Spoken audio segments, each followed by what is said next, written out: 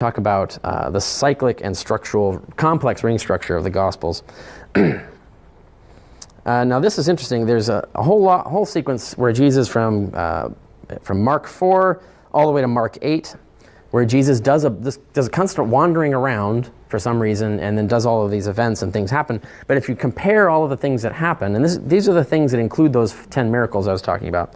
But if you look at the structure, it has a really peculiar structure, the kind of thing that does not happen in the real world. There's 3 cycles you see. In cycle 1, Jesus is described as with crowds by the sea. Then there's an eventful crossing of the sea. Then there's a landing with healings and exorcisms. In cycle 2, suddenly Jesus is again with crowds by the sea. There's an eventful crossing of the sea, landing with healings and exorcism. In cycle 3, Jesus is suddenly with crowds by the sea again. There's an eventful crossing of the sea again, and there's landing with healings and exorcisms again. So you see it's the same sequence 3 times. And in between you have these intervals where you have a first stop, second stop, and then Jesus goes around. It says he circled the towns. And then you see the same thing reversed in the second interval. Jesus is going around the towns, then there's a first stop and a second stop. Now that's only a part of it. When we start looking at it, each phase, when you look at each cycle, has 3 phases, 3 things that happen. Each phase 1 is during the day, each phase 2 is during the evening, each phase 3 is the next day. Notice what we got here. We have all of this shit that happens in 3 days. What also happens in 3 days? Jesus is in the grave for 3 days. The resurrection is on the 3rd day. So this is all symbolic for the actual message of the gospel. They're doing all of this crazy amount of stuff is happening in 3 days. It was highly improbable, but all to build up this kind of model. Now, if you look at the intervals, you have similar parallels. The first, each step 1 starts in a house with women and children. Each step 2 features disciples and authorities. Each step 3 inverts the other. In one, there as amazed family disbelieves. In another, amazed foreigners believe. So you have the family who should be believers are the disbelievers, and you have the foreigners who should be the disbelievers are the believers. This kind of irony is fundamental throughout Mark. So every scene in this whole sequence contrasts human expectations with spiritual realities and the faith of outsiders versus the faithlessness of insiders. It's the same message told multiple times in this 3-day triadic structure. That is really classical mythical fictional writing. This is exactly the kind of thing that does not happen in history, but it is exactly the kind of thing that happens when you're constructing a story to have a... Now, of course, it's long been known. Mainstream scholars, tons of peer-reviewed literature have established this, that a lot of the stories about Jesus are really stories about Moses that have been updated. Just again, like West Side Story to Romeo and Juliet. Jesus is the new Moses. So they didn't like the old stories, so they rewrote the stories, put Jesus in them in modern times instead of in ancient times and being Moses, and then retold the story and changed things up to sort of communicate how their stories differ from the Moses stories, what their values are, how their values differ, how their message differs. I'll give you one example of this from the peer-reviewed literature. Are the 10 miracles of Jesus. He does 2 pairs of 5 miracles. And some scholars have said, look, they keep repeating like there's doublets, like he keeps doing the same thing over and over again. Maybe Mark took 2 sources and stuck them together uncritically and then doubled the number of miracles, even though there were 2 separate sets of miracles. No, actually, when you look at the 2 sets of 5, they overlap in important ways that show that Mark absolutely knew he was putting both sets in there. This is a decalogue. It's the 10 commandments reified in the terms of Jesus' miracles, and they're paired up in 5 pairs of 2. And what you get in in comparing these, both of them have mastery over the waters, right? You know Moses commands the sea, or commands the Red Sea, and parts the waters and walks across it. Jesus does the same thing, not quite exactly the same thing. He stills the storm, so he has control over the waters, and he walks on it, literally this time, so he's even more impressive than Moses. Moses had to move the water out of the way and walk on land, because apparently if you have the power to part entire seas, you don't have the power to walk on the sea for some reason. But Jesus actually walks on the sea. So these are emulations. This is an example of how they're retelling the story of Moses. They're changing it up. He's not doing exactly the same thing as Moses, not exactly the same story, but they're conveying the same powers, the same principles. They're comparing Jesus to Moses by showing the miracles he can do that emulate Moses. There are exorcisms. There's a pair of exorcisms in the Gospels.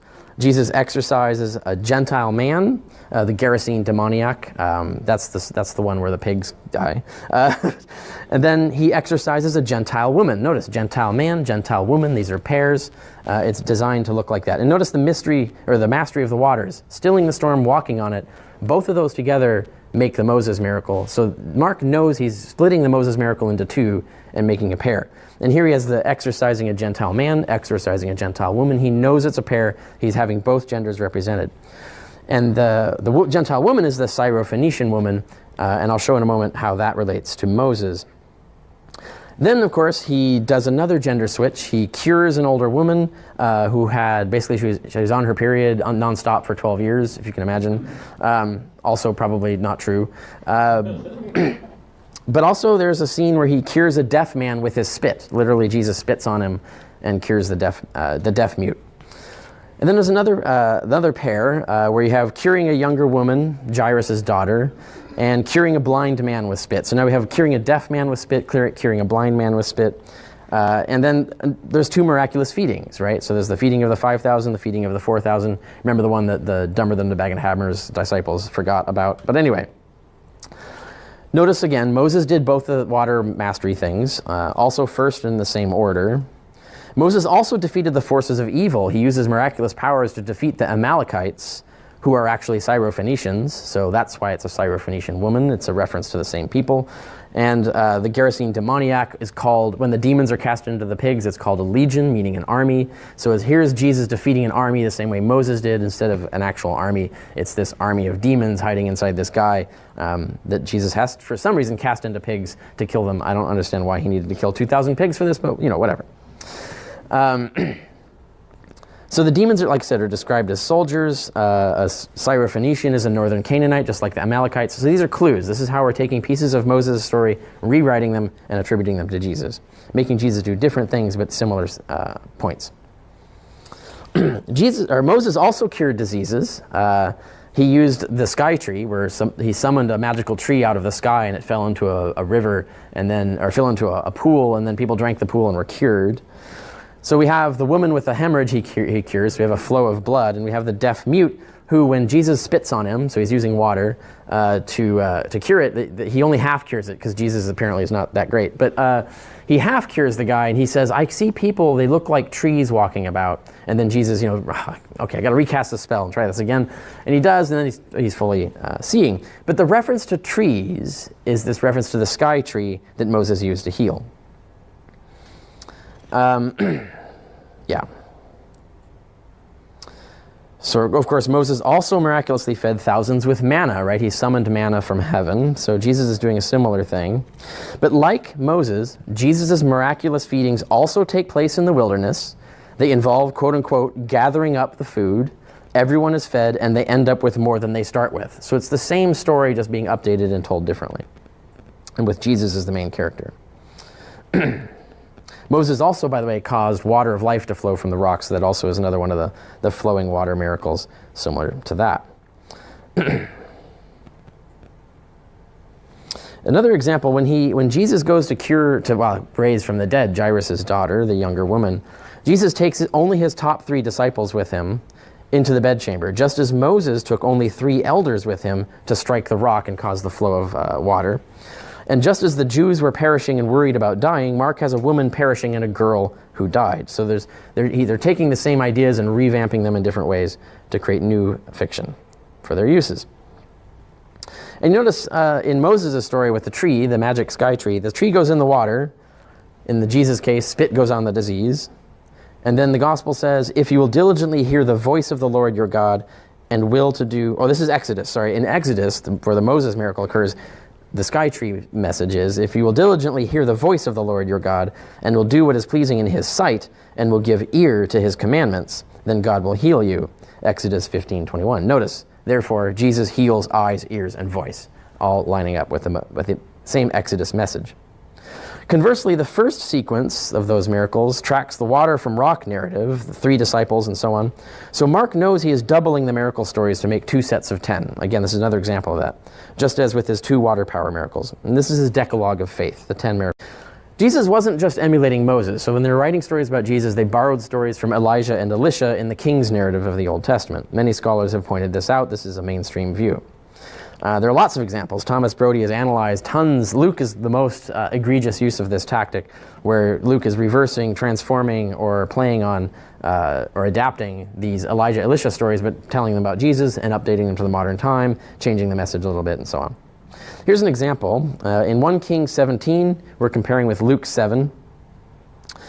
They use similar phrases to open the story. It happened after this. In Luke, that's in the Kings. In Luke, it happened afterwards.